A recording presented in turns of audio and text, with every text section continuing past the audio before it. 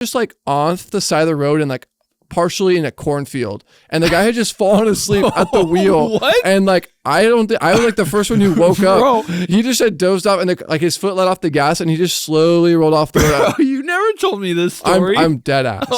And then we're like, yo, you can't be driving if you're tired, and like they had to switch the drivers when we made it to the city. But like, it's Tom. It's Jake.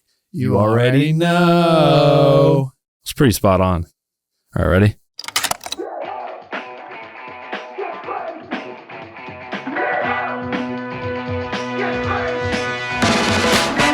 All right, we're back for another episode. What's today about? Oh, we're just gonna jump right in. Not like, how have you been? What have you been up to? No, but for real, this episode, I think we've been kind of riffing on it for a minute.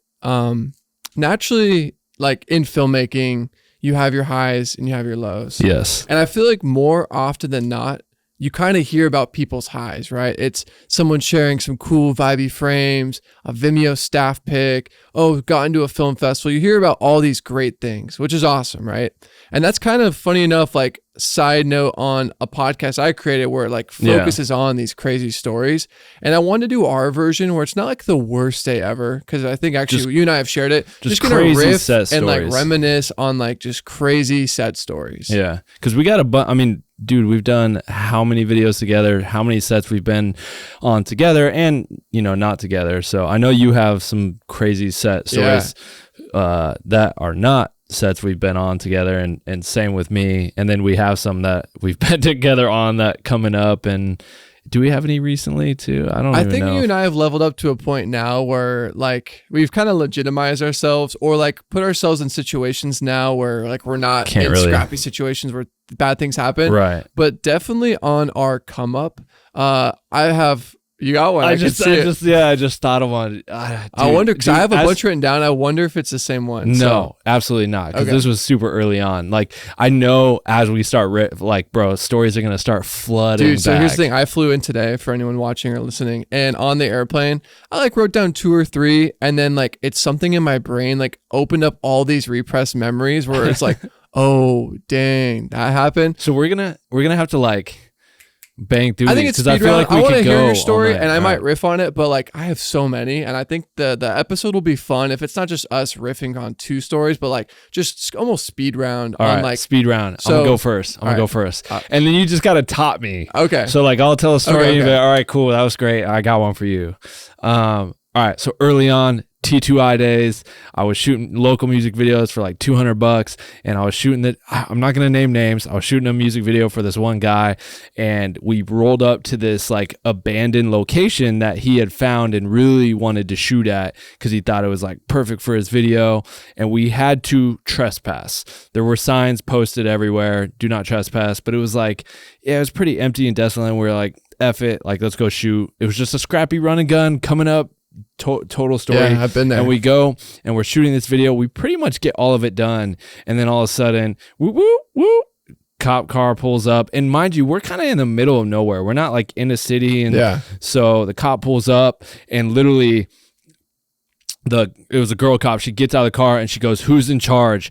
And mind you, it's the artist and probably like 6 of his friends, homies all around him. They all just in unison take their fingers and just point at me, and they just all turn, point. He is in unison, no hesitation. Did you get arrested? And the cop, dude, close. Like the cop pulled me aside. It was just like, look, did you see this sign right here? Like, and it clearly says like no trespassing, da da da. And I was like, oh no, like luckily we were able to like kind of skate by, and they were just like, leave now or we will arrest you. Damn. And so we just immediately left. But right away, early on, that had to have been within one of the first 10 videos I shot. Yeah. Cops almost arrested. Dude, remember when we broke into that mall with Derek Liu or La, and like his MacBook got stolen from like this random person in the warehouse? Oh, that's right. We like snuck off into some corner. This is kind of a sidebar, but also on the same tangent of breaking into a location, and the homie's like MacBook got stolen out of his backpack, and he was so bummed. By some random dude person who was also living in this abandoned mall. Yeah, living. Anyways, Hawthorne Mall, shout out. It's a pretty cool location. Yeah. But dude, love that. I think too. No, I can relate. There's been so many like, yo, hop this fence, it'll be quick. Right. I got one for you. All right. So let me just say 2 words. Dizzy Wright State of Mind tour. That might have actually been 6 words. Oh, yes. There's many things in this catalog of days that were crazy. First off was something I did by mistake. Was we pull up day one. So basically kind of a little refresher. Jake was brought on to shoot the Dizzy Wright State of Mind. Mark Battles, Dizzy Wright, State of Mind tour. And they're like, hey, we got this van. I think you guys started up like in Portland or Ventura, somewhere north, and like drove all the way like through the country and did a bunch of shows. And then you got hit up saying like, hey, I got hit up to do this like Nick Carter, Backstreet Boy, Nick at Night thing. Can I fly you out? We'll do a couple of days together and then we'll dip and go do this Backstreet Boy. And I was like, oh yeah, this is crazy. And this is like right in our come up, 2014, I think. And when I flew in, we did like one show together. Like, you know, and we're shooting, I think we're in the green room, and I had like left your FS 700 batteries charging in the green room. And then we like went on to do the next day and like we couldn't find your charger. And I remember like when we flew to New York to have to, you don't even remember this. No, I don't. Yeah. It was kind of a situation because we went to New York and I remember I had like, hey, I know we're shooting this like Nick Carter video, but like I was going to cover you on the second half of that State of Mind tour. And I had to like go to the B&H photo store and buy batteries for the camera to finish the tour. Yeah. So that's a small detail. But also on that show, we were in this van. I remember the guy driving the van was like their manager or merch guy, total stoner deadbeat of a human. Sorry if you're listening. But like, dude, I remember we all like, the show wrapped at 2 a.m. He's like, if we gotta make the next venue, we gotta drive all through the night. And I'm just in the back jostling around. And I remember it's like sunrise and the van is just like on the side of the road and like partially in a cornfield. And the guy had just fallen asleep at the wheel. What? And like, I was like the first one who woke up. He just had dozed off and like his foot let off the gas and he just slowly rolled off the road. You never told me this story. I'm dead ass. And then we're like, yo, you can't be driving if you're tired. And like they had to switch the drivers when we made it to the city. But like just like crazy things like that. And I feel like people can relate because there's a lot of people probably who listen to this who are like, oh my gosh, tour videographers or anyway. So State of Mind tour. I don't think you ever told me that. No, but I remember that was dude, brutal. like I'm saying, these were all repressed, bro. Yeah. Up until about an hour ago, like my brain's like, yo, moving on. This is useless information. Since we're still on the kind of come up, kind of grind mode here, story time. I've told this story before on a podcast. But basically this music video I was doing, this is when I was solo dolo, before I had met you, before I moved to LA, and I was shooting still on like a 5D Mark II, and Huey, Pop Lock and Drop It, RIP, he flew me out to St. Louis, and no joke, you've heard this story before, right? Yeah. No, but sure. I think everyone, it's a good one. So I pull up to the airport, he picks me up, and he was just like, he took me back to like this apartment complex where we're like just kind of sitting around waiting, and I was just like starving. There was like no food, no water, and I'm like sitting there for an hour, and he's like, oh, we just got to wait for the featured artist on the song to get out of this halfway house. And I was just like, like, and I kind of didn't even really know what a halfway house was, but I knew it wasn't like good. So I like was sitting there Googling what a halfway house was. And I was like, oh shit. And so time passes, we're still not shooting. Then we go to this like neighborhood to kill some time, go to this house, and no joke, I swear on everything, we walk in this house and it's in the hood. And as soon as we walk in, I just see two dudes like cutting up drugs on the table. And I'm just like, with my camera gear, like a 19-year-old fresh-faced, baby-faced kid, like with all this gear, like, oh my gosh, what is happening right now? So I sit on that couch, we wait for a while, still waiting for this guy. And then I was like, where are we shooting? He's like, oh, we're going to go shoot at this local jail. And I was like, what? Like, so then finally we meet the artist there, go shoot at this jail. We do that scene. And then later that evening was the pool party scene. We pull up to this pool party scene, packed in the hood. I'm maybe out of 100 people, one of two white people there. And like, I'm so out of my element. Like, and it's just a very crazy party. Everyone's drinking, smoking, whatever. And we wrap that scene, and Huey, mind you, was also smoking, drinking, doing everything. And he was just like, yeah, man, we got to shoot this one last scene. It's this strip club scene at like famous last words. Yeah, one more scene. More scene. There's just one more scene. We got to at like 2-3 a.m. we go into the strip club to shoot this scene. And I'm just like, it's like, I don't know, 8 p.m. I'm like, well, I'm not going to sit around here for the next 5 hours. I was like, take me back to my motel. And he's like, oh yeah, I got you. And I'm just sitting thinking in my head, like, dude, this guy's drunk, he's high, and now we got to drive like 30 minutes back to my hotel with him. And so I'm going with him. We get in the car. I sit right in the passenger seat. He sits in the driver's seat. And as I sit down, just and close my door, like not 3-4 seconds later, boom, boom, boom, like right on my window. And like I look over, the door opens up. Guy reaches like across my lap, opens the glove box, pulls out a gun, throws a clip in it. It's just like, don't want y'all riding dirty. And then just like scurries off and closes the door. And I'm just sitting there, and Huey, like nothing happened. He's just like didn't even acknowledge it. It's just like, let's go, and like drives me back. And I was like, I'm done. I'm not. It was I'm a leaving. straw that broke the camel's back. I'm done. I've never felt so uncomfortable, unsafe. So I'm driving with him back to the hotel.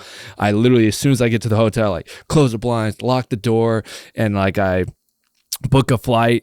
I take a cab to the airport, and I turned off my phone so he couldn't like call me. I was like, because I knew he was gonna be pissed. Like I just completely ghosted him. I felt terrible, but I was like, yo, you were in a situation that you just didn't I feel. never felt so uncomfortable, and he was so pissed. He sent me an email. It's like, look, we have enough footage to make a dope video. You don't owe me that club scene probably would look like cheeks. You don't.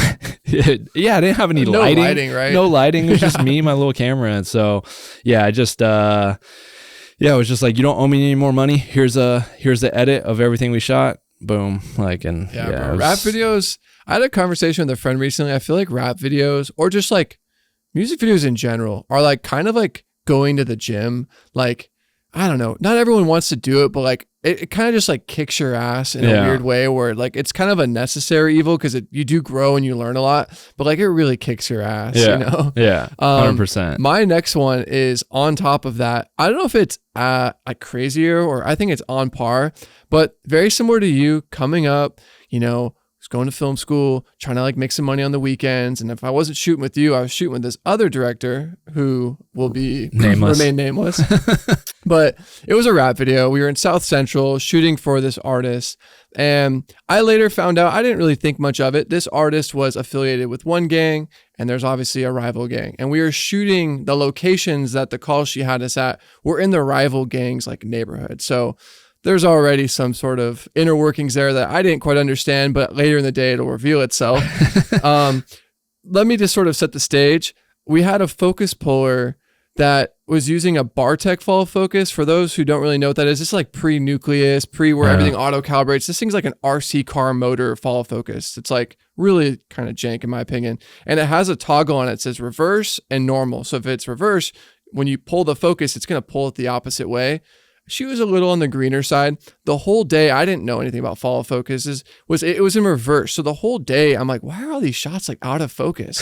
And I later found out that she'd just been pulling the wrong way. So as the Steadicam's pushing in, it would just get more and more out of focus. I'm like, wow, what is going on? So we had to like shoot the whole day at like F16 because we were thinking like, she's struggling, like let's help her out. Turns out the follow focus was just absolutely inverted. So there's that element. One of the last shots of the day, we're shooting, and I remember we have kind of like our fixer or someone who kind of knows the neighborhood, like, yo, you better wrap it up, sunset, like you guys gotta get out of here. And I kid you not, last shot of the day, we're shooting a little scene on like the front lawn, some exchange, some narrative scene.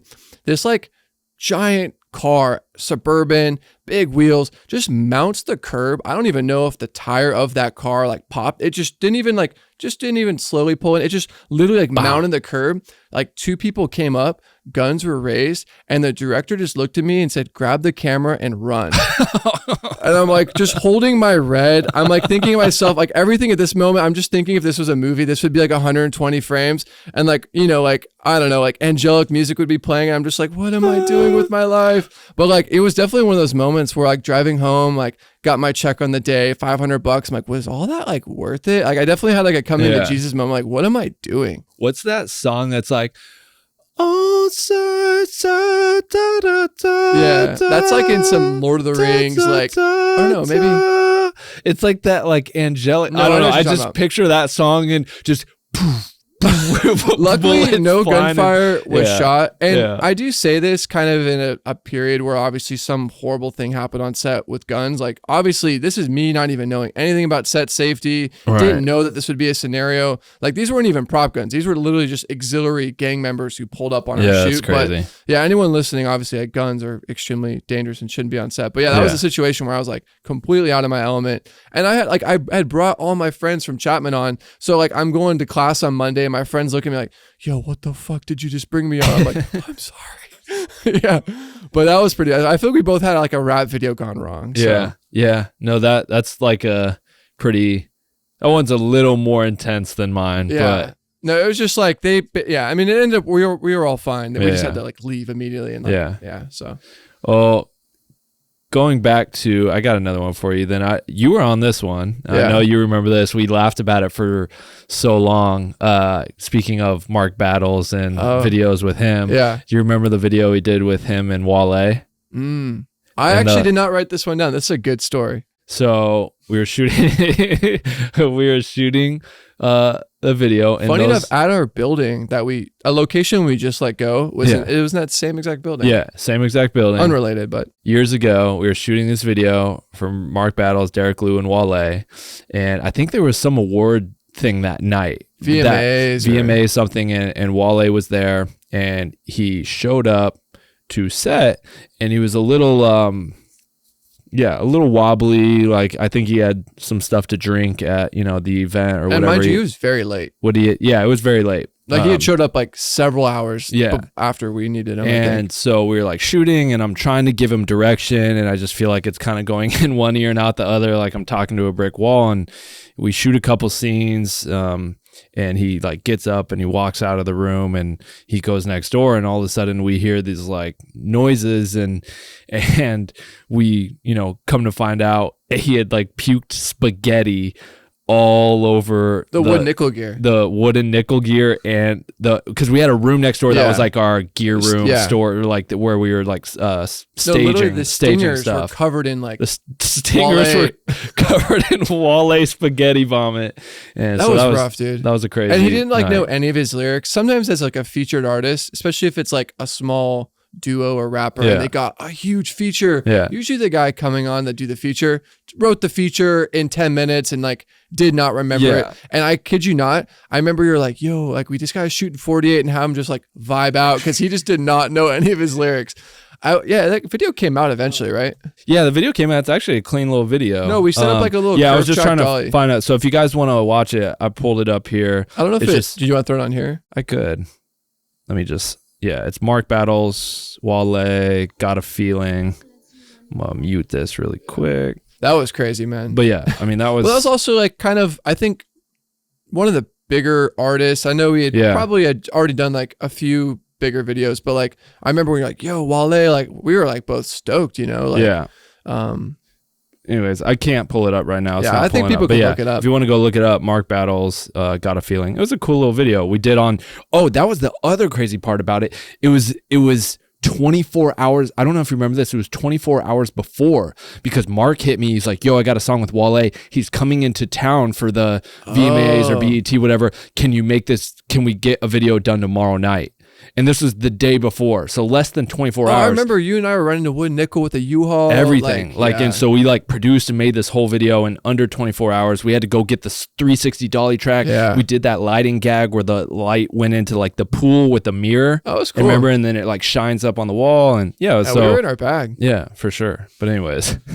Oh, man. That was a wild night. I have one. All right. Do you know, I think I mentioned it. This guy actually eventually like popped off. His name's like JP Sachs. Yeah. Oh, so it was this artist named Jinx and JP Sachs. I think JP Sachs, I think that's his name, was the featured artist. And now obviously if you look him up, he's massive, right? That video never came out though. No, I'm going to see if you're just right, but keep going. Long story short, we're in New York, I think doing a series of videos, one for OCD, Moosh and Twist. And then we're like, hey, stick around an extra day. Another artist wants to shoot a video. So we're running and gunning around New York. And I think it's worth mentioning is I'm shooting on my Red Epic. And at the time, I didn't have it fully kitted out. I had 2 memory cards. And mind you, when you're shooting like 5K Red RAW, you think, oh, cool. Like they probably are massive memory cards.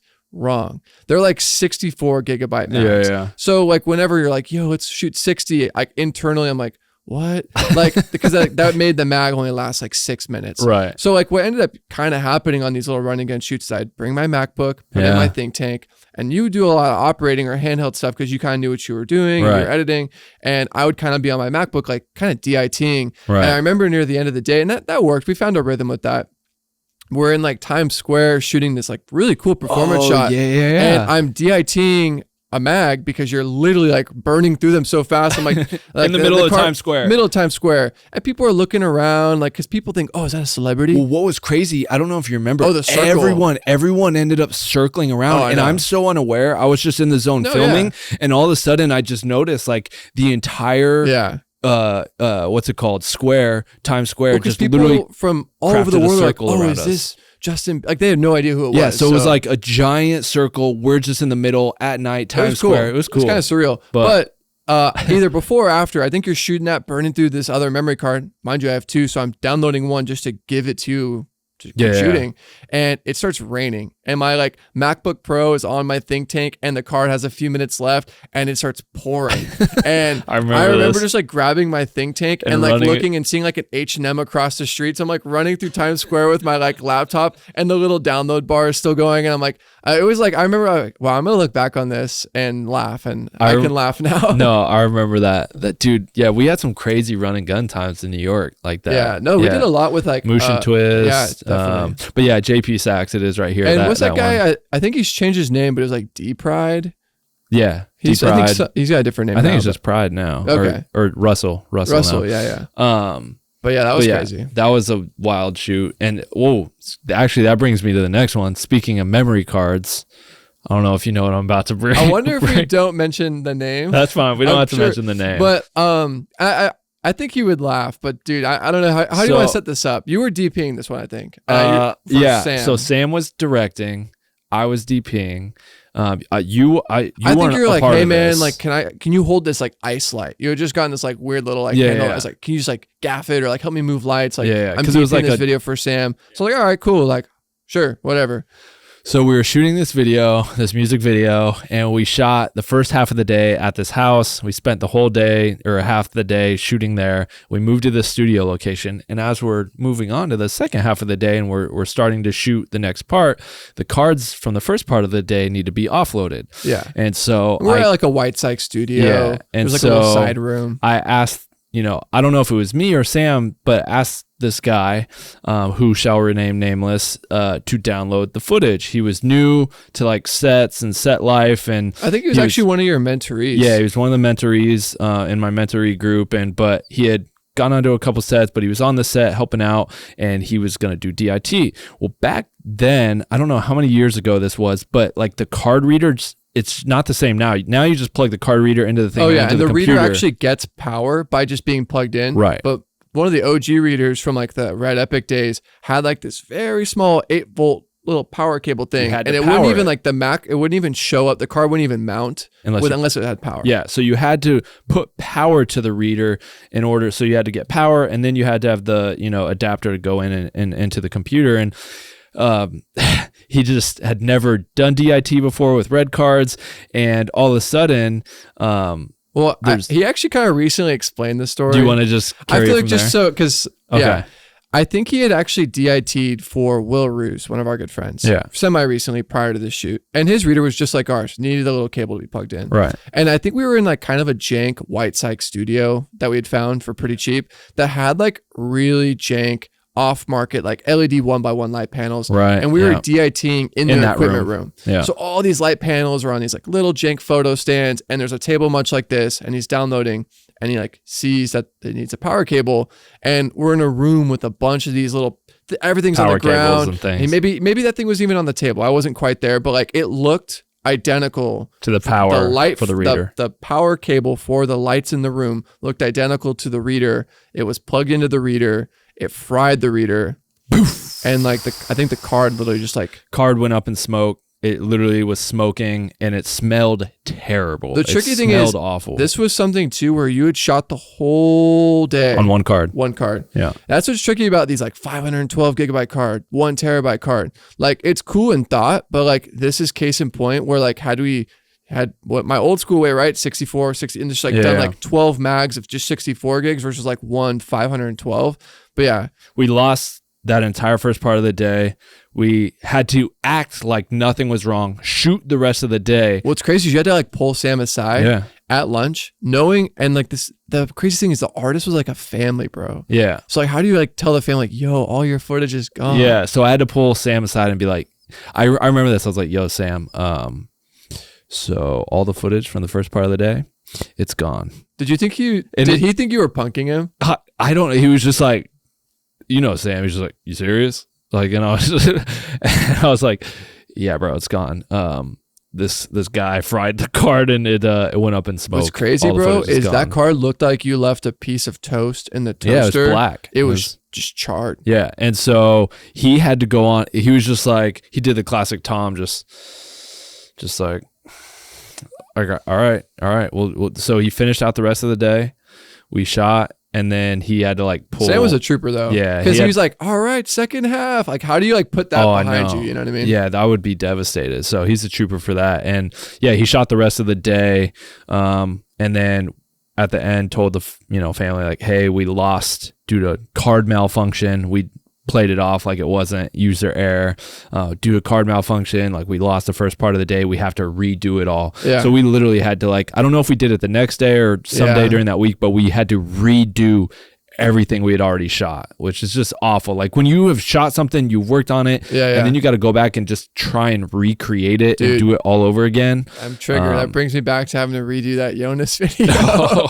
Yeah. So me and Jake have shared an extended version of some of these stories on a podcast I have called Worst Day Ever. But I think it is worth mentioning and giving like everyone a Spark Notes version. Yeah, you can do that. Like this was one of the first like semi bigger budget videos. I think it's actually still prior, maybe just after Jesse, where like we'd been doing like 500 to 5K. I think this Jonas one was maybe like 5 to 10. There's a little bit more cushion budget to like run some cool lenses. And I had the red Scarlet, which did not do anamorphic, but I like, had been seeing all this footage on Vimeo and like all these cinematographers I was getting inspired by shooting on anamorphic. Mind you, they're using the bigger brother camera of the Red Epic that had anamorphic mode. But like I found like a Film Riot tutorial that's like, oh, don't worry, you have the Scarlet. You just have to de-squeeze your footage in Premiere and you just shoot it all jank in camera, but you can de-squeeze it later. I was like, yo, Jake, sold him on the idea. I showed him this Ryan Conley tutorial and literally like rented these lenses. They were like almost ate up most of the budget. I think they're like 1 to 2K. Yeah, I remember that. I mounted it on the camera. And mind you, I knew it was going to look jank in camera because I was like, oh, well, the tutorial is going to like de-jank it later. You just have to de-squeeze it in Premiere. Well, you had to mount the lens the right way. And I put the lens on the incorrect way and I like squeezed everything the opposite to where it was like irreparable. And we shot the whole day. The artist looking at the monitor. I'm like, oh, don't worry. We're going to fix it in post. I know this tutorial. I felt like a G. I was like, yo, I got this. And like, I remember like we were downloading the cards that night and I was just like, oh, I like did the tutorial. I'm like, oh, this isn't adding up. And it was like all messed up. And and then you had to tell me and then I had to tell the artist. I think we just played it off like, yo, like, I think he was cool about it. It was definitely a running gun video. It wasn't like a huge, but that was a rough one. Well, speaking of going into big videos, I think it's worth noting set wise. I mean, the set experience wasn't bad, but I guess the post set experience of this one where the entire crew didn't get $1 would be an interesting story. Is this a last call for love? This is last call for love, baby. Yeah, wow. Last call. It was kind of one of our, this was right. Well, it's crazy. This is the producer from that Jesse McCartney video. Yeah. So we did the Jesse McCartney video. Everything great. Went well. Yeah. People got paid. And then this one was like shortly after. And we do this video for Tracy Braxton. And they were shooting a TV show. So we were on TV. They had their own reality show. Not Keeping Up with the Braxtons. She's Braxton Family Values. Yeah.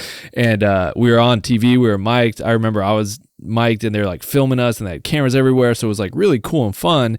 Great day. Went well for the most part outside of waiting for hair and makeup for like 3-4 hours and we lost so many shots. Well, weird wrinkle to that day. the artist's family had lost their Oh, dad. yeah. So like midway through the day, they're like, yo, I think we're gonna like stop. Like her dad's in the hospital. That's right. And then like I think she like started overheating, so they had to buy a bunch of air conditioners for her. That's right. It was like definitely a lot of weird. I'm not laughing at the family situation, but like I was laughing at the fact that they like spent all this money buying these portable air conditioners because like she started, I don't know, she just was. Weren't they asking people, hey, do you want to take this home with you? Like, how did I know I wasn't going to be paid? I've been like, yo, I will take that air conditioner for my rate. No, I just remember there being like an absurd amount of portable ACs. I'm like, I think I remember the producers and people being like, hey, like if you want this air conditioner, take it with you. Maybe the house, that's kind of an off tangent, but that day was kind of, well, dude, it's worth mentioning that we were also being filming that video. Yeah. Yeah. That was also kind of, that was kind of cool, but also like bizarre elements of the story. It was a weird, wild day. Yeah. The video turned out great. Cool. But on the backside, nobody got paid. Bro, this was crazy. Nobody got paid.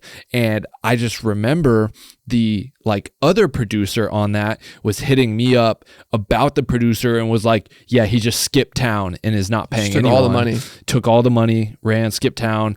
And she was like trying to talk to me to like, what did I know about the? I was like, I don't know. And like I don't meanwhile, have the money. all the crew, like a lot of these other videos, are like my friends from school that I've been like fostering these connections with. And I'm like, hey, come gaff this video. Hey, come AC. So like all my like homies are like, I'm like trying to like, yo, let's eat. Let's have everyone come on this project. And 30 days goes by. Hey, Tom, like, have you heard? And like, I literally have to be like, yo, I think I ended up having to pay Cooper out of my own pocket because like, he was just like, dude, this is super trash. Some of my other friends were like, $250 or whatever. But like, I mean, he was doing steady and I think his rate was probably like $1,000. And he's like, yo, this is like a big chunk of money. Dude, I remember getting so pissed at one point. Like I was ready to just book a flight to go to DC to show up to his office and be like a tax collector or something. Yeah, and like fucking fight him or something. Cause like it was crazy. Yeah. Nobody. That's like the running joke, like last call for getting paid. Yeah, last call for getting paid. So I think the song's called Last Call. Yeah. Yeah. Circling back to losing / reshooting footage, I have a story. And I think you were the editor on this project. It was the Armin van Buuren video. Yep. Great crew. Had a great time. I think JJ was producing. I was working with Matt.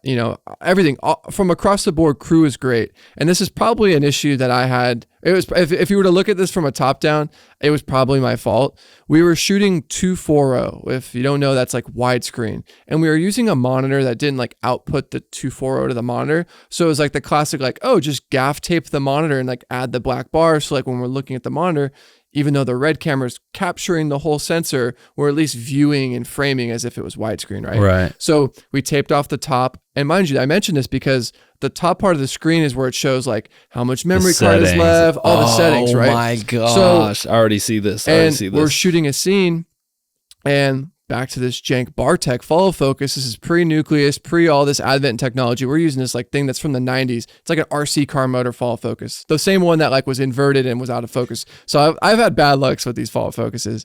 But long story short, there's a little switch, much like the reverse button. These are all just like kill switches apparently. There's a switch that basically is called run stop. You flick it, and if it's on Steadicam or on a crane, you flick it and it'll just roll the camera. And we had it all hooked up. Mind you, I guess it wasn't hooked up quite right because mind you, he was flicking the switch, but it wasn't rolling the camera. And mind you, the monitors are all taped off. Oh my gosh. So I don't see the red light not being on. Normally I'd be like, oh yeah, it's not recording. I don't see the red dot. Well, the gaff tape was covering the top and bottom of the monitor. Dude. So we shot like a whole scene, like probably 3 or 4 hours. The artist is in a bathtub. He's getting wet. It's a day interior. And mind you, at lunch, like I'm downloading, I'm like, yo, where's this whole scene? Not like, where's this one clip? I'm like, where's this entire scene? And it was awkward. I mean, the director is really cool about it. He's like, yo, that really sucks. But like, we're just going to have to like go overtime and day for night it. And you're going to have to like relight that with HMIs. Like it looks so good. The sun was coming in with haze and like, it was rough, dude. And like the artist's like, wait, why do I have to get back in this bathtub? Yeah. And I was like, and like, mind you, it probably was the AC's fault, but like me as like the DP should have been like, yo, like checking that. But yeah, big L for sure, Dang. Yeah. I mean, that's kind of similar to the story of losing a memory card in a way, but not as bad, but that's funny. Still that's crazy. Like that sinking feeling. I mean, I don't wish that upon my worst enemy. Cause like when you just like know like, oh fuck. Yeah, well, even to the point, there's been, I'm sure everyone else can relate, where you literally thought you were filming a scene, or you did a take on a music video or whatever it is, and you forgot to press record, or you were already recording and then you pressed it and now you stopped recording and then you shoot this whole thing. Dude, and you're just like... That triggers another story. Does it? What you got? So I'm working with the same director who brought me onto that one where all the gang members showed up. You think I would have learned my lesson? Like, yo, not like change his name to do not pick up, right? But mind you, as you're coming up, sometimes you just got to eat and you take these jobs just for a rate. And it was one of those. And we're on a video, and this director loves to operate. And this actually before I even explored operating. I was very much a DP, but he was like, you know what? I'm going to be editing, and me and you like to operate too, some of the handheld stuff. So I was like very used to directors like, yep, here's the camera. And I distinctly told him, I was like, it's like very like, smally built red camera. And I didn't have that run stop feature. I was like, hey, like if you want to operate, just hit the red button. It was a red camera and it'll record, like obviously saying like, don't forget to hit it. He's like, yeah, I know how to use a camera, like kind of like dismissing me. And he does a take and he's like, that's the one. Brings the artist over. He's hyped. Like he thinks he got like this monster shot. Gosh. And he's like, cue it up. And he cues it up and it was the shot that I operated. Cause sometimes we would trade off and he's like, no, where's mine? I'm like, oh, this is the last shot in the camera. You must have not hit the record button. He was like, are you freaking kidding me? Like grabs my camera. And like, I don't know if you ever played like the first Donkey Kong where he throws the barrels in the video game. He like, to make a scene out of, I don't know what he was doing or putting on a show. He like pantomimes picking up my red and like pretends to throw it. And the clip-on matte box just flies over, hits the ground, filters shatter. I'm just like, joking. No, dead ass. And my AC, like my AC has been on like normal shoots. He's never been on like a scrap rap video. Goes up to the director's like, what the? And like kind of curses out the director. You can't just be doing shit like that. The director pulls out his wallet. He says, get the F off my set. No one can talk to me like that. Because AC and him were getting into it. AC was like, dude, you can't just like pretend to throw cameras. Like that's insane. Yeah. And the director just like pulls like $400 out of his wallet, throws it at the AC. He's like, there's your rate. Get the F off my set. So the rest of the day I just had to like pull my own focus. And then like, that was like one of my really good friends too. And I had to call him later and be like, yo, I'm so sorry. He's like, yo, I've never been on a set like that. That's crazy. Yeah. And my filter got held and I didn't get reimbursed for that. You didn't get reimbursed for the filter? My Hollywood black magic is left the chat. It for sure left the chat. Yeah. Wow. That's wild, right? I mean, I have a funny story kind of talking about kind of crazy directors. So I don't know if I'll name a name, but it was a video that I was DPing as well coming up. Someone's gonna do an internet deep dive and like put all the pieces together because we're trying to leave it ambiguous. Someone's like, it's that director. So it was like one of my first opportunities working with like a big name director who had done, I don't even know if I can say the videos, otherwise people will put it together. Yeah. But kind of an OG in the game. And I'm doing this video for him and we're shooting it inside this hotel on the Hollywood Strip. It's 2 pistols and something, I think it's just 2 pistols, and we're shooting this music video, and literally we're about halfway through, and it is now about like 5 p.m. and the director just pulls me aside. We're shooting this music video. Director pulls me aside. It's like, yo, I gotta run and take care of some things. Like, you got this, right?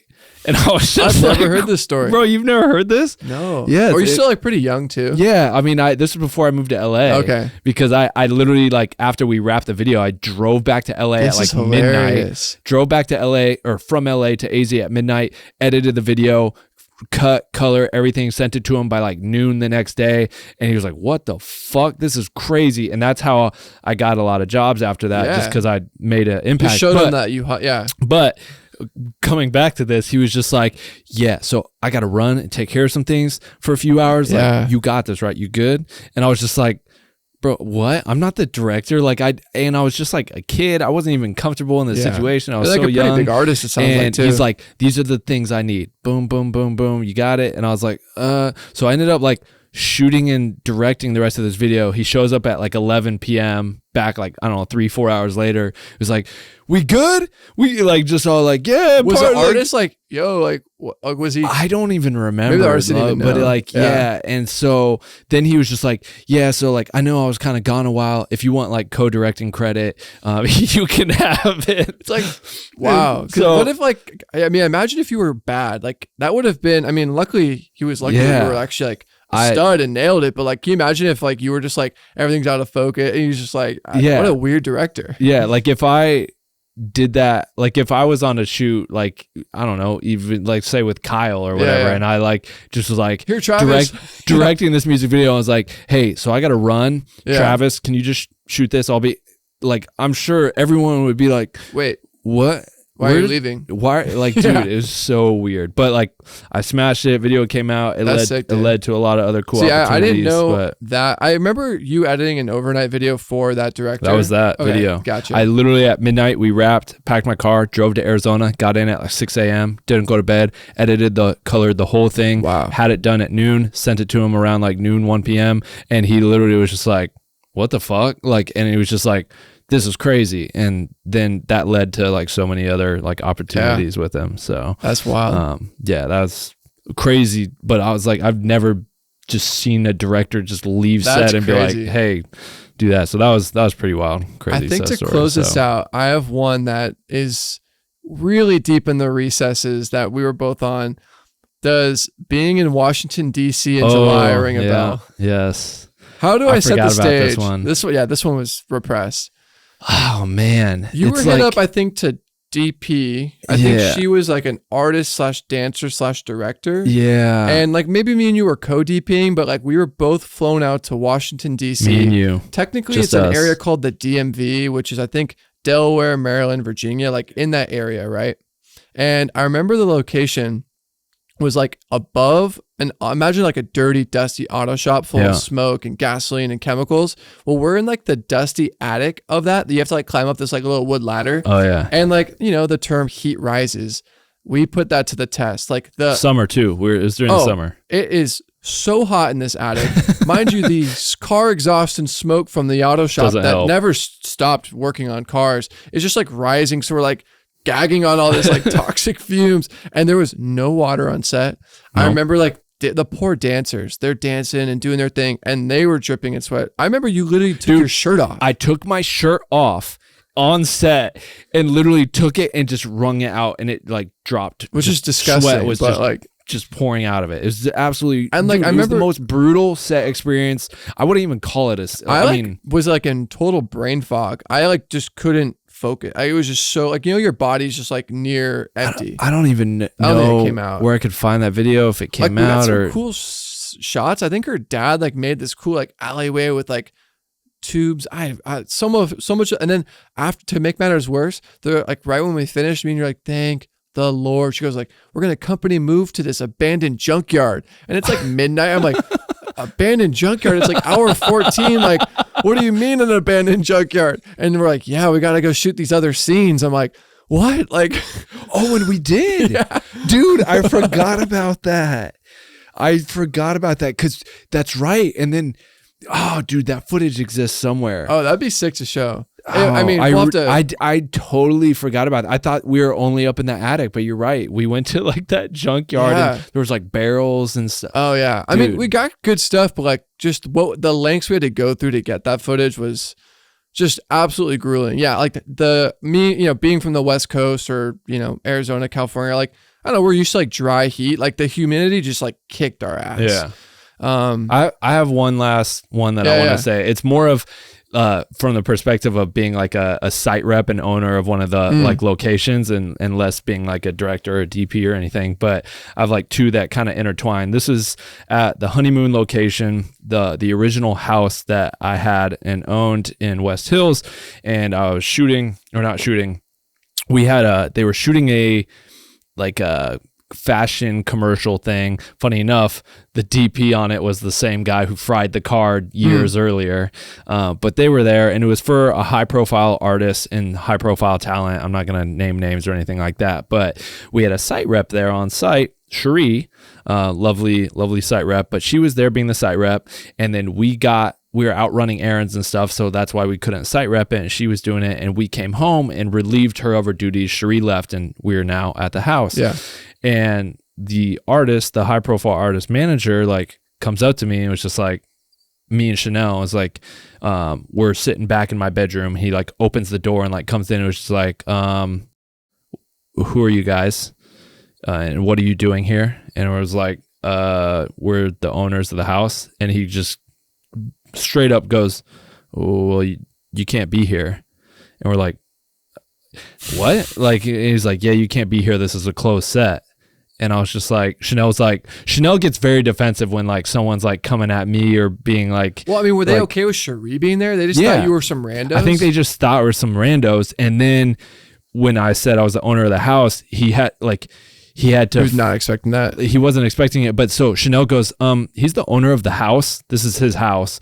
Like, and he was just like, yeah, but this is a closed set. Like at this point, he just had to like double down. Like he had an ego, right? There was no way he was just going to be like, oh, okay, cool. Like he had to he wanted you to leave. He wanted me to leave, and he had to further double down on his like, yo, you got to get out of here. Yeah. So he was just like, oh yeah, we just have celebrity talent on set. And so like, you know, we can't have you here. And Chanel's like, he directs for celebrity talent all the time. Like this is his house. He owns the house. We're not leaving. And then I was pretty quiet because I can get like, I can get crazy if I feel like pretty like disrespected or whatever. And I finally told him like Chanel was doing mainly most of the talking. And I was just like, yo, we own the house. We are now your site reps. We had the lady that was a site rep before. She left. We are now your site reps. And we have to be here to make sure you follow the rules of our house, of which you're probably breaking 5 or 6 rules right now, and I could fine you for them, or I could just kick you out and shut down your shoot. And he was just like, all right, and like just retreated out the room and like, he just wanted to boss it. And that's a lot of people in the industry. They just especially music videos. There's so many camps. The artist has a camp. Sometimes the director has a camp of people. And then you as a creative are somewhere in the mix of this, depending on your crew position, like trying to navigate all this weird BS, you know? But like I had never been in a situation where someone was like trying to like kick me off of a set, or in this case my own house, and crazy. Like boss up and say like I can't be here. And it was a very weird dynamic, and it was kind of a weird story. And anyways, well, I feel like it would be cool to have anyone listening and watching the YouTube video leave in your comments. I'd love to hear some of y'all's crazy stories. Like I feel like naturally as you come up as a filmmaker, like I said, you have those victories, but you also have those like just absolute days that bring you to your knees and make you question everything. That's true. So if you got some, I'd love, we obviously read the comments because that's how we get ideas for videos and podcast episodes. But yeah, we'd love to see some of your crazy stories below. Yeah, in the comments below, leave a little comment, like just Tom said, like of what, you know, crazy stories you have, want to hear them, share with us. And I guess also while you're at it, subscribe to the podcast, hit that bell notification on YouTube. If you're watching this on YouTube, make sure you don't miss an episode. Tom, as far as like the podcast stuff of where, I mean, I've echoed it in other episodes, but yeah, depending on where you're listening, you probably will have the option to leave a star rating and a review. And yeah, as you do that, it'll just kind of help push us up in the algorithm. So if you could take the time and you are enjoying this, that would mean obviously a ton to us. But yeah, until next time, next time. All right, guys. Thanks for watching and listening. Appreciate y'all. It's a wrap. You already know. Sheesh.